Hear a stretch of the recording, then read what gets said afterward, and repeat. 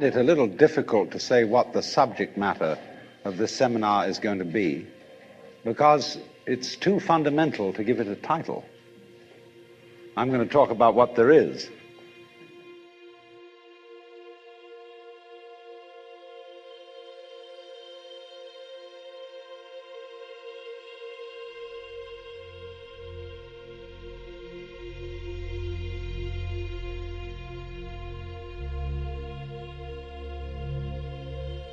Space, you see, is not just nothing. If I could magnify my hand to an enormous degree so that you could see all the molecules in it, I don't know how far apart they would be, but it seems to me they would be something like tennis balls in a very, very large space. And you'd look when I moved my hand like this and say, for God's sake, look at all those tennis balls. They're all going together. Crazy. And there are no strings tying them together. Isn't that queer? No, but there's space going with them. And space is a function of, or it's an inseparable aspect of, whatever solids are in the space.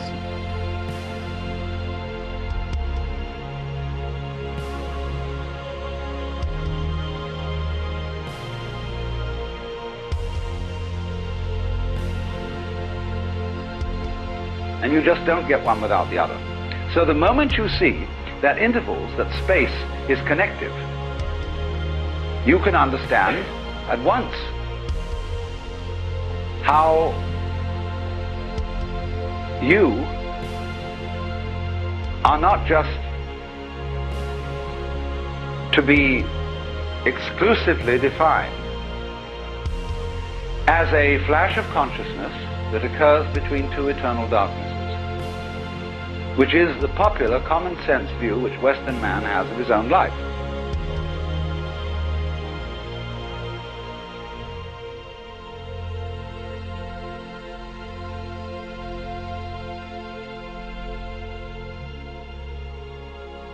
The earth is not a big rock infested with living organisms, any more than your skeleton is bones infested with cells. The earth is geological entity, and grows people. And our existence on the earth is a symptom of the solar system and its balances, as much as the solar system in turn is a symptom of our galaxy. And our galaxy in its turn is a symptom of the whole company of galaxies. Goodness only knows what that's in. But you see, when as a scientist you describe the behavior of a living organism, you try to say what a person does. It's the only way in which you can describe what a person is. Describe what they do. Then you find out that in making this description, you cannot confine yourself to what happens inside the skin. In other words, you can't talk about a person walking unless you start describing the floor. Because when I walk, I don't just dangle my legs in empty space. I move in relationship to a room.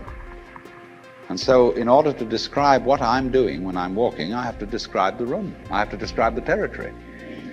So in describing my talking at the moment, I can't describe this just as a thing in itself, because I'm talking to you.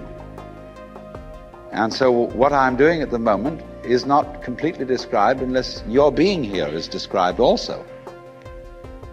So if that is necessary, if in other words, in order to describe my behavior, I have to describe your behavior and the behavior of the environment, it means that we've really got one system of behavior. That what I am involves what you are.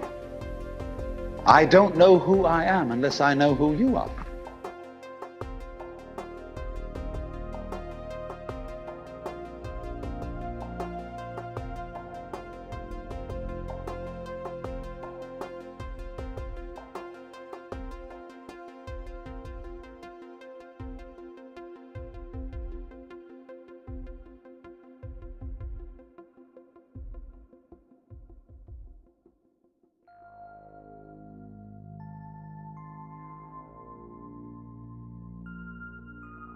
In the same way as you don't focus your attention on how you make your thyroid gland function, so in the same way you don't have any attention focused on how you shine the sun.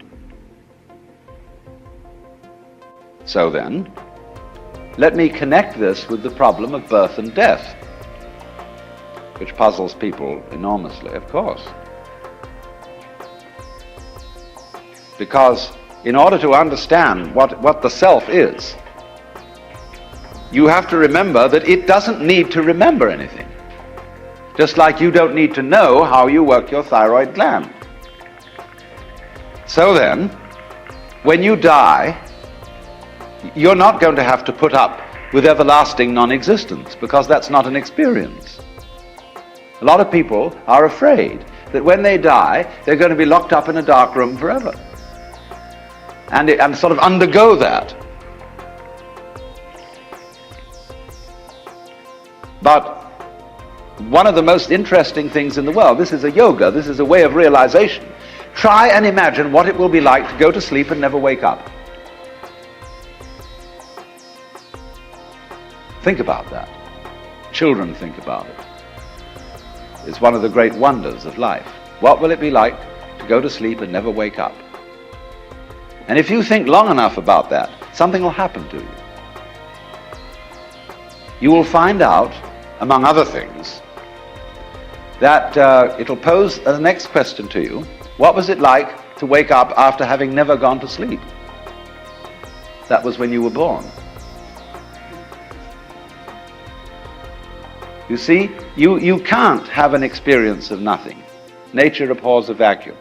So after you're dead, the only thing that can happen is the same experience, or the same sort of experience as when you were born.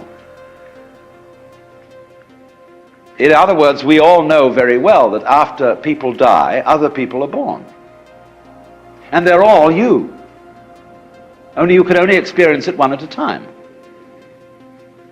Everybody is I. You all know you are you. And wheresoever beings exist throughout all galaxies, it doesn't make any difference. You are all of them. And when they come into being, that's you coming into being. Just in the same way as you don't focus your attention on how you make your thyroid gland function, so in the same way you don't have any attention focused on how you shine the sun, like you breathe. Doesn't it really astonish you that you are this fantastically complex thing? And that you're doing all of this and you never had any education in how to do it?